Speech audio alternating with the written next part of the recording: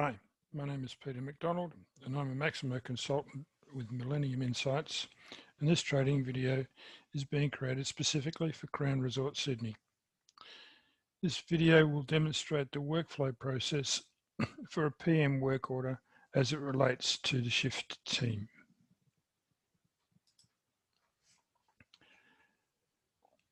What we see here is a PM work order. It's defined by the work type, and it just has some basic information here to demonstrate that it's a test to test the workflow. I'm logged in as myself. The workflow has not started. And what we'll do is we'll initiate the workflow from here.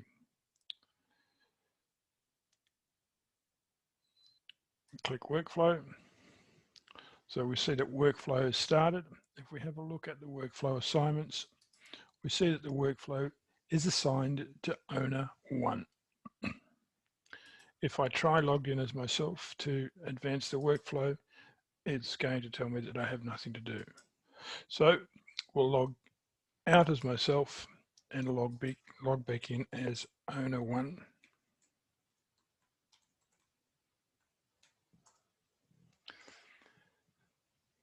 When the start center comes up, my log on, we'll see in this inbox assignments portlet that there is a workflow been assigned to owner 1. If we click on that assignment, it'll take us straight to the record you were just viewing. This part of the workflow is to determine whether the workflow will move through to approval. So we click on the workflow button there. The owner has the option to cancel a work order. If the owner takes this option and clicks OK, the status will go to can or cancelled. We'll accept the default, approve the work order. Click OK.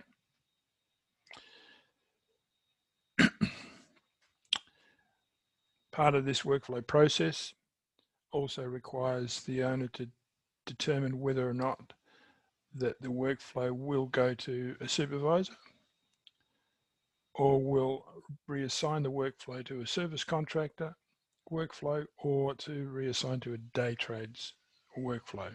We'll accept the default here for workflow to the supervisor. Click OK.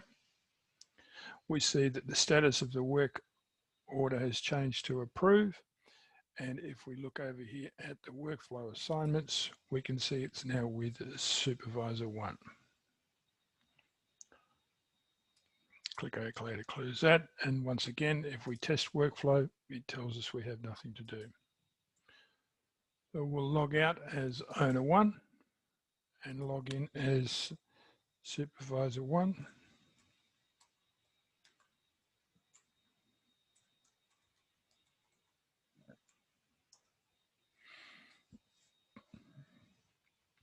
Again, we see in the inbox assignments that a workflow has been assigned to supervisor 1.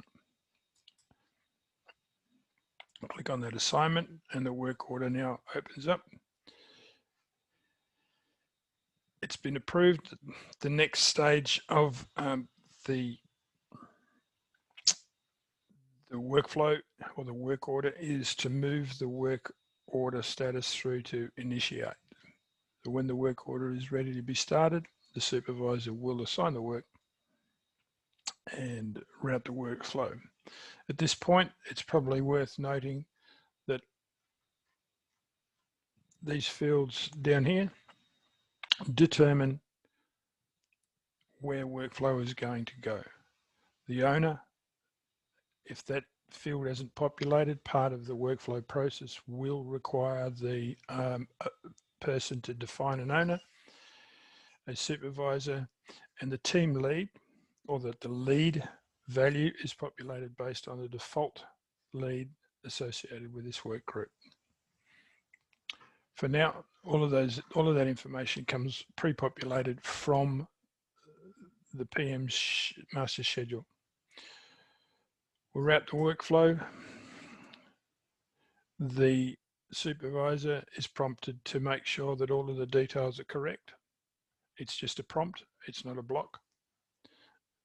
Close that, and the supervisor can make sure that all of the information is correct, and that includes testing whether or not these responsibilities are correctly filled in.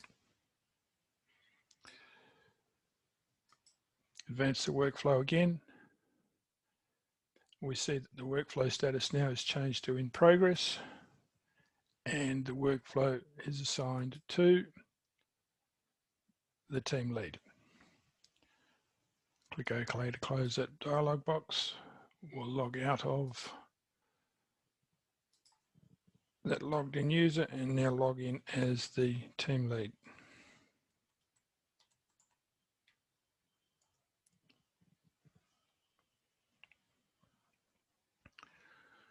We see here that there's a number of workflows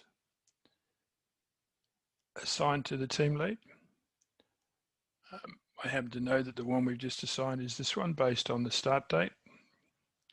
So we'll select that one. And we come over here and we see that the PM work order is there and the status is in progress.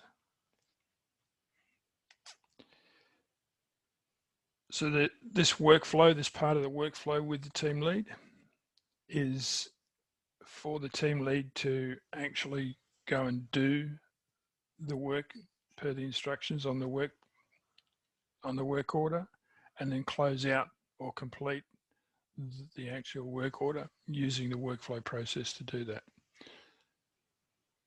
So we'll assume that the work itself has been done. Select route workflow, and the user is prompted to proceed to complete the work order. Click OK.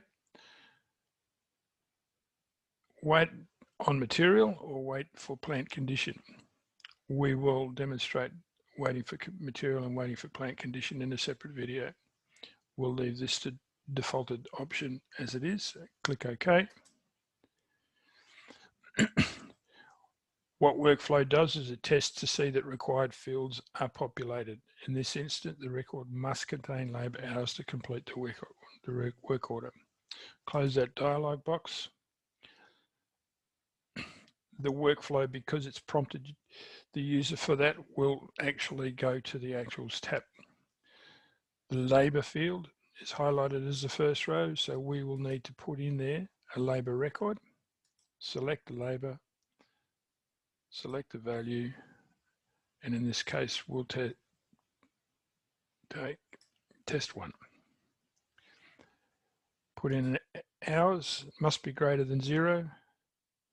We'll just select an hour, enter an hour, 1 hour, and save the record. We can now advance workflow. Do we want to complete the work order? We still have the option to change the status to waiting on material or waiting on plant condition at this point in time. So we'll actually leave the default, click OK. We see now that workflow has stopped. The status of the work order is changed to complete. And if we look down at the workflow assignments, we see that there are no further assignments. That ends this demonstration.